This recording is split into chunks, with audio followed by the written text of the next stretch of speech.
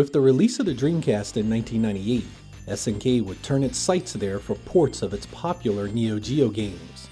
Unlike the machines of the previous generation, the Dreamcast would have copious amounts of RAM to do these games unparalleled justice, bringing them home arcade perfect for the first time on something other than actual Neo Geo hardware.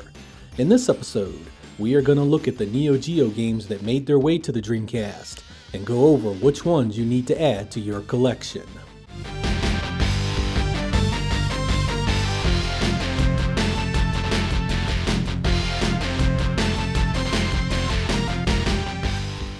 You just knew that SNK was going to bring its King of Fighters series to the Dreamcast, and they did just that in June of 1999 with the King of Fighters Dream Match 1999. Don't let the name fool you though, because this is actually King of Fighters 98, partially reskinned with new 3D backdrops. The advanced and extra play modes returned from King of Fighters 97, tweaked to give the losing team a super combo advantage in the next round. The visuals here will be an upgrade to those looking for something different, and a downgrade to those who appreciated the original's fully 2D aesthetic. I find it to be a good looking game with awesome animation, and I always appreciated King of Fighters 98's gameplay. The cast of characters is huge and has many various styles to choose from. There is also an English option in the Japanese release, something that may be of interest to those in Europe since it was never released there.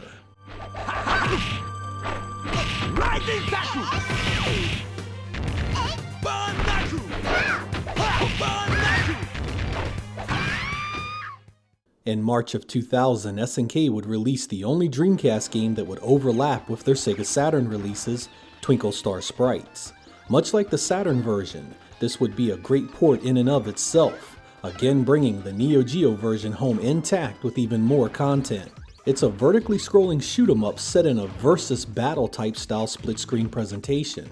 Enemy ships will fill your screen, and you must use your normal, charged, and nuke attacks to clear them out, sending them as attacks over to the opponent's side. As more enemies flood your area, your potential for attacks increase, including the chance for combos and reversals. Twinkle Star Sprites has always had a very appealing presentation with great color and animation, and a great soundtrack that drives it all. It's infinitely more playable with 2 players, but also good enough to stand as a solid single-player experience. It has become expensive over the years as well, easily eclipsing $100 or more when complete. It was only released in Japan.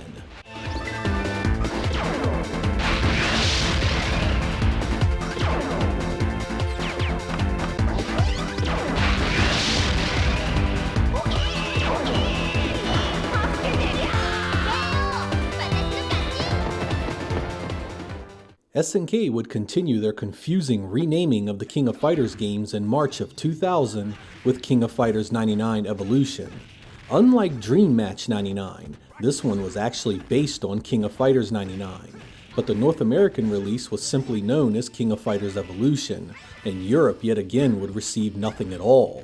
This port saw a number of additions the original Neo Geo game did not have, such as redone 3D backdrops, a load of new strikers to choose from, and Neo Geo Pocket support in Japan. Strikers were characters that aided your team in combat by jumping out and performing attacks at your command. The advanced and extra playstyles from King of Fighters 98 would be scrapped here in favor of an armor and counter upgrade system. The counter option allows you to power up your offensive capabilities with unlimited super attacks, while the armor system augments your defensive capability by allowing you to take more damage. The Dreamcast again brings home the Neo original intact and better than ever, with awesome visual clarity and great animation. It would be the very first time a home console was capable of doing this, and it was something to truly behold at the time.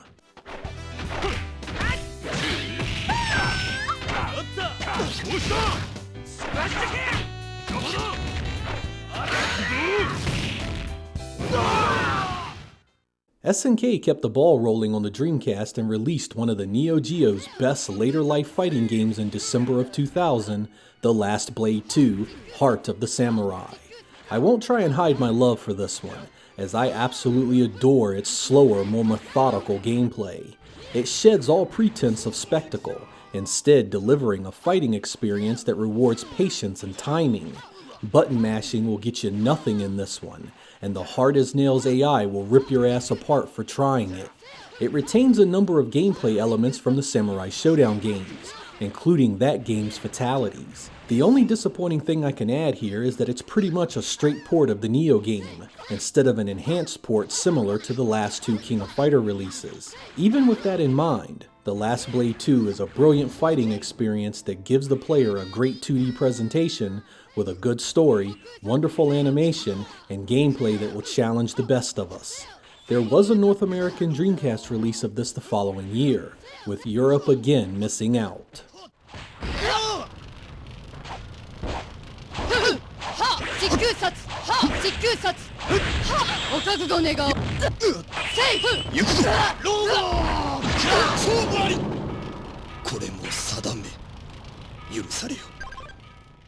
Garo, Mark of the Wolves, or Fatal Fury Mark of the Wolves in the West, was released on the Dreamcast in September of 2001.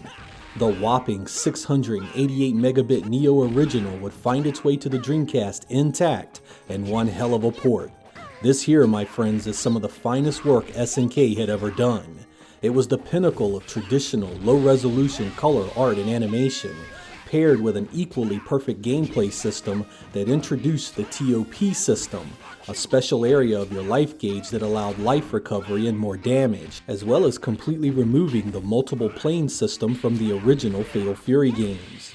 Gameplay here is tweaked to near perfection, and while imbalances exist, many of these characters can hold their own once you learn them well. Backdrops are chock full of animation and detail, and the characters look and animate equally well. The Dreamcast release would be the swan song of SNK in its original incarnation, as financial difficulties forced the company into bankruptcy in October of 2001. They really couldn't have gone out on a stronger note, making Mark of the Wolves one of the most memorable Neo Geo releases for me personally. North America would get a release shortly after the Japanese market, but yet again Europe would not see a Dreamcast version at all.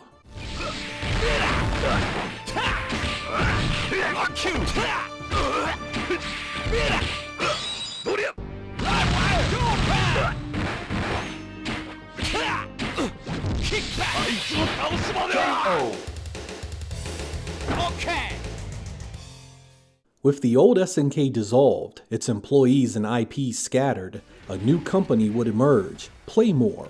Headed by the founder of the original SNK, they began working on reacquiring assets from the old company.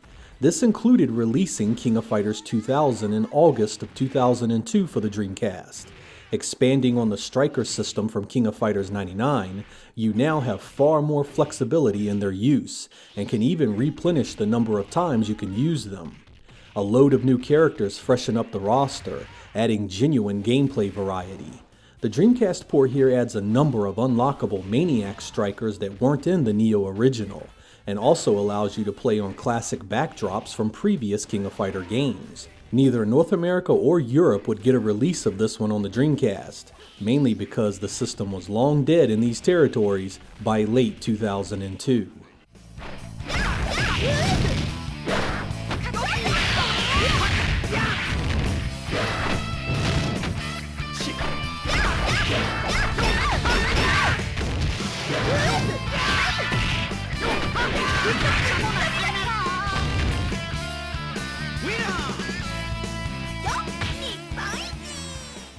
Hot on the heels of King of Fighters 2000, Playmore wasted no time getting out King of Fighters 2001 in December of 2002.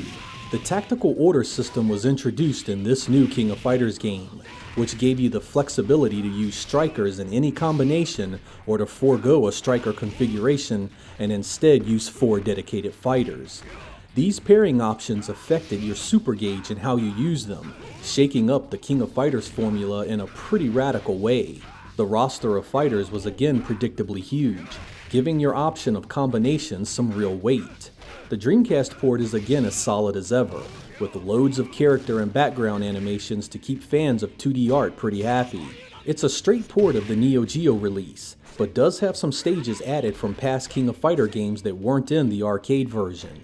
Like King of Fighters 2000, 2001 was not released outside of Japan for the Dreamcast.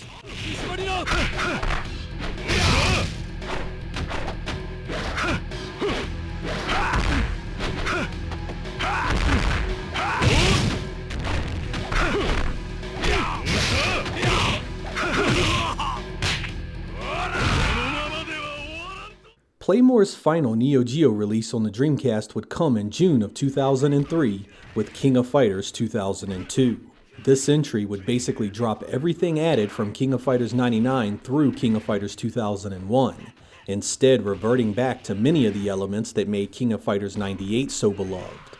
It also has one of the largest roster of characters the series has ever seen, with so much variety that it could easily overwhelm you. This Dreamcast release even features a few additional characters absent in the Neo original. The presentation of the series has always been solid, and it goes out on the Dreamcast here in fine form. Loads of great background animations fill every stage, and each fighter is lovingly crafted with loads of frames for each move and attack. Many had wanted the King of Fighter games to move on to more capable hardware by this time, using higher resolutions or going completely polygonal, but I was always appreciative of the efforts to keep the series grounded in its 2D roots and on its original hardware. Whether you feel that's good or bad, all these King of Fighter games were solid entries into the genre, and depending on your gameplay taste, the Dreamcast had a version that would appeal to you.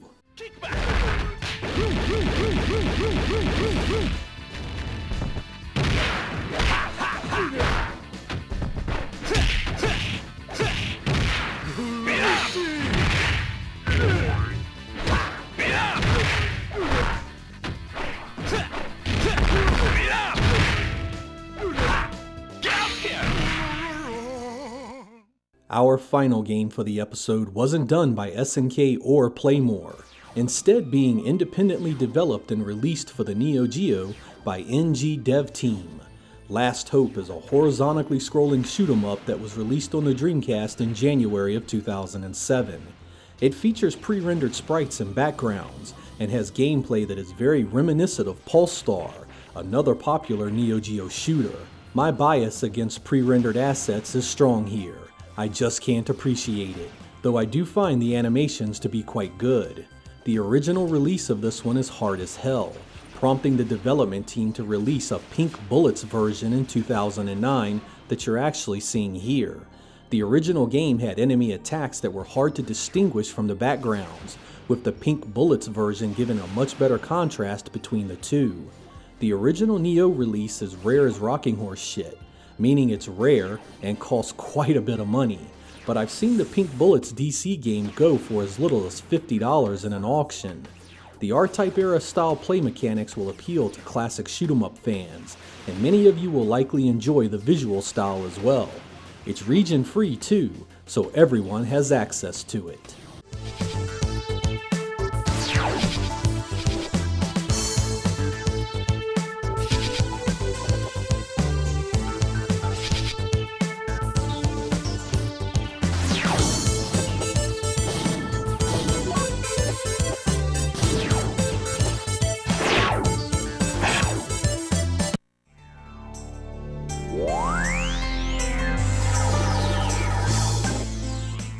The Neo Geo has a long and storied history of spreading its games out on other platforms.